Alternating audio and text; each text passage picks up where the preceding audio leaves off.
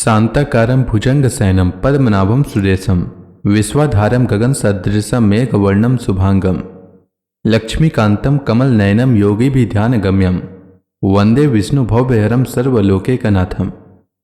मंगलम भगवान विष्णु मंगलम गरुड़ध्वज मंगलम पुंडरीकाक्ष मंगलाय तनोहरि। ओम नमो भगवते वासुदेवाय। आज का दिन आप सभी के लिए मंगलमय हो। आइए सुनते हैं फागुन मास कथा का 28वां अध्याय। विदुर जी ने श्री मैत्रेय जी से पूछा, ब्राह्मण, आपने राजा प्राचीन बरी के जिन पुत्रों का वर्णन किया था, उन्होंने रुद्र गति के द्वारा श्रीहरि की स्तुति करके क्या सिद्धि प्राप्त की, वह बताने की कृपा करें। श्री मैत्रेय जी ने कहा, विदुर जी, पिता के आज्ञाकारी प्रचेताओं ने समुद्र के अंदर खड़े रहकर रुद्र गति के जप रूपी यज्ञ और तपस्या के द्वारा समस्त शरीरों के उत्पादक भगवान श्रीहरि को प्रसन्न कर लिया।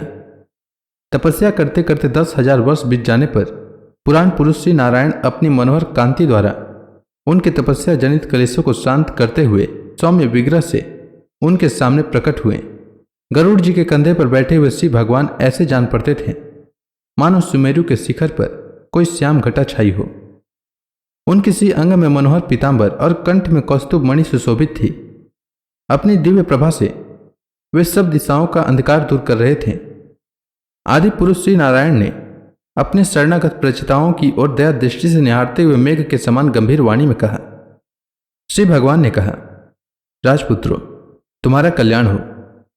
तुम सब में परस्पर बड़ा प्रेम है और स्नेहवश तुम एक ही धर्म का पालन कर रहे हो। तुम्हारे इस आदर्श सौहार्द से मैं बड़ा प्रसन्न हूं। मुझसे वर मांगो। जो पुरुष सायंकाल के समय प्रतिदिन तुम्हारा स्मरण करेगा, उसका अपने भाइयों में अपने ही समान प्रेम होगा तथा समस्त जीवों के प्रति मित्रता का भाव हो जाएगा।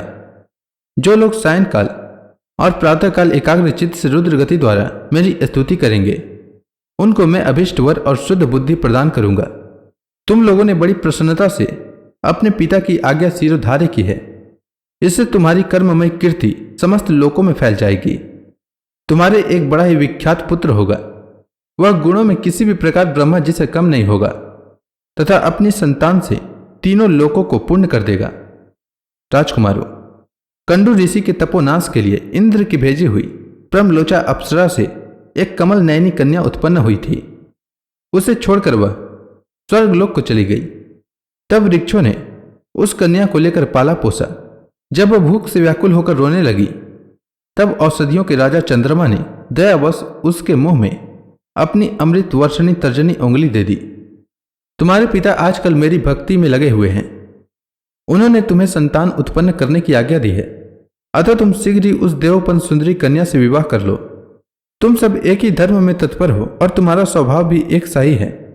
इसलिए तुम्हारे ही समान धर्म और स्वभाव वाली वह सुंदरी कन्या तुम सभी की पत्नी होगी तथा तुम सभी में उसका समान अनुराग होगा।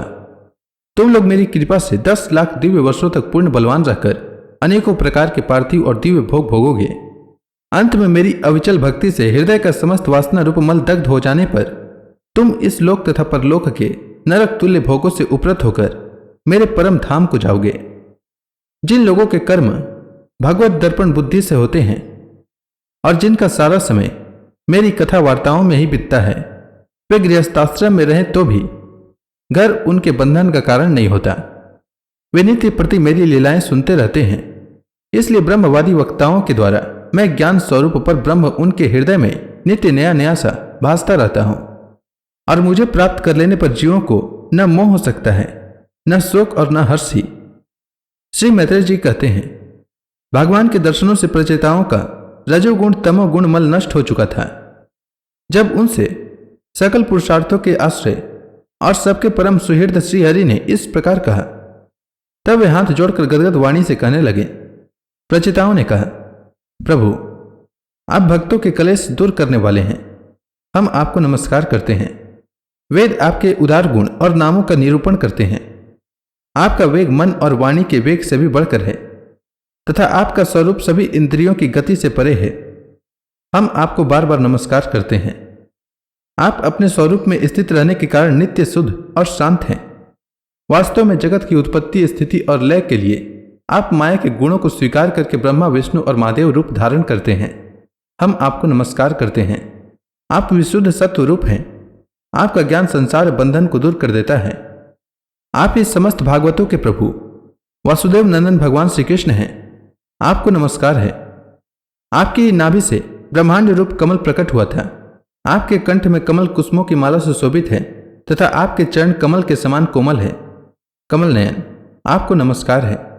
आप कमल कुसुम की केसर के समान स्वच्छ पीतांबर धारण किए हुए हैं। समस्त भूतों के आश्रय स्थान हैं तथा सबके साक्षी हैं। हम आपको नमस्कार करते हैं। भगवान, आपका यह स्वरूप संपूर्ण क्लेशों की निवृत्ति करने वाला है। हम अविद्या, अस्मिता, राग द्वेषादि क्लेशों से पीड़ितों के सामने आपने इसे प्रकट किया है। इससे बढ़कर हम पर और क्या कृपा होगी। अमंगलहारी प्रभु, दीनों पर दया करने वाले समर्थ पुरुषों को इतनी ही कृपा करनी चाहिए कि समय समय पर उन 3 जनों को ये हमारे हैं इस प्रकार स्मरण कर लिया करें। इससे उनके आश्रितों का चित्त शांत हो जाता है। आप तो सभी प्राणियों के अंतःकरणों में अंतर्यामी रूप से विराजमान रहते हैं। फिर आपके उपासक हम लोग जो जो कामनाएं करते हैं, हमारी उन कामनाओं को आप क्यों न जान लेंगे। जगदीश्वर, आप मोक्ष का मार्ग दिखाने वाले और स्वयं पुरुषार्थ स्वरूप हैं। आप हम पर प्रसन्न हैं। इससे बढ़कर हमें और क्या चाहिए। बस हमारा अभीष्ट वर तो आपकी प्रसन्नता ही है। तथापि नाथ, हम एक वर आपसे अवश्य मांगते हैं। प्रभु, आप प्रकृति आदि से परे हैं और आपकी विभूतियों का भी कोई अंत नहीं है, इसलिए आप अनंत कहे जाते हैं। भगवान, आपके प्रिय सखा भगवान शंकर के क्षण भर के समागम से ही आज हमें आपका साक्षात दर्शन प्राप्त हुआ है। आप जन्म मरण रूप दुस्साध्य रोग के श्रेष्ठतम वैद्य हैं। अतः अब हमने आपका ही आश्रय लिया है। प्रभु, हमने समाहित चित्त से जो कुछ अध्ययन किया है, निरंतर सेवा शुश्रूषा करके गुरु ब्राह्मण और वृद्ध जनों को प्रसन्न किया है तथा दोष बुद्धि त्याग कर श्रेष्ठ पुरुष, सुहृदगण, बंधु वर्ग एवं समस्त प्राणियों की वंदना की है और अन्न आदि को त्याग कर दीर्घ काल तक जल में खड़े रहकर तपस्या की है। वह सब आप सर्वव्यापक पुरुषोत्तम के संतोष का कारण हो, यही वर मांगते हैं। स्वामिन, आपकी महिमा का पार न पाकर भी स्वयंभू मनु, स्वयं ब्रह्मा जी, भगवान शंकर तथा तप और ज्ञान से शुद्ध चित हुए अन्य पुरुष निरंतर आपकी स्तुति करते रहते हैं। अतः हम भी अपनी बुद्धि के अनुसार आपका यशोगान करते हैं। आप सर्वत्र समान शुद्ध स्वरूप और परम पुरुष हैं। आप सत्व मूर्ति भगवान वासुदेव को हम नमस्कार करते हैं।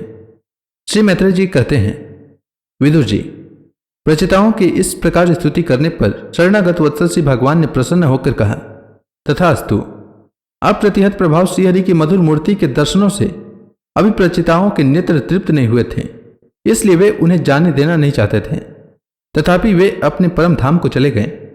इसके पश्चात प्रचिताओं ने समुद्र के जल से बाहर निकलकर देखा कि सारी पृथ्वी को ऊंचे ऊंचे वृक्षों ने ढक दिया है, जो मानव स्वर्ग का मार्ग रोकने के लिए ही इतने बढ़ गए थे। यह देखकर वे वृक्षों पर बड़े कुपित हुए। तब उन्होंने पृथ्वी को वृक्षलता आदि से रहित कर देने के लिए अपने मुख से प्रचंड वायु और अग्नि को छोड़ा, जैसे कालाग्नि रुद्र प्रलय काल में छोड़ते हैं। जब ब्रह्मा जी ने देखा कि वे सारे वृक्षों को भस्म कर रहे हैं, तब वे वहां आए और प्राचीन बरी के पुत्रों को उन्होंने युक्तिपूर्वक समझाकर शांत किया। फिर जो कुछ वृक्ष वहां बच गए थे, उन्होंने डर के ब्रह्मा जी के कहने से वह कन्या लाकर प्रचिताओं को दी। प्रचिताओं ने भी ब्रह्मा जी के आदेश से उस मरीसा नाम की कन्या से विवाह कर लिया। इसी के गर्भ से ब्रह्मा जी के पुत्र दक्ष ने श्री महादेव जी की अवज्ञा के कारण अपना पूर्व शरीर त्याग कर जन्म लिया। इन्हीं दक्ष ने चाक्षुष मनवंतर आने पर, जब काल कर्म से पूर्व सर्ग नष्ट हो गया, भगवान की प्रेरणा से इच्छानुसार नवीन प्रजा उत्पन्न की। इन्होंने जन्म लेते ही अपनी कांति से समस्त तेजस्वियों का तेज छीन लिया। एक कर्म करने में बड़े दक्ष थे, इसी से इनका नाम दक्ष हुआ। इन्हें ब्रह्मा जी ने प्रजापतियों के नायक के पद पर अभिषिक्त कर सृष्टि की रक्षा के लिए नियुक्त किया और इन्होंने मरीचि आदि दूसरे प्रजापतियों को अपने अपने कार्य नियुक्त किया।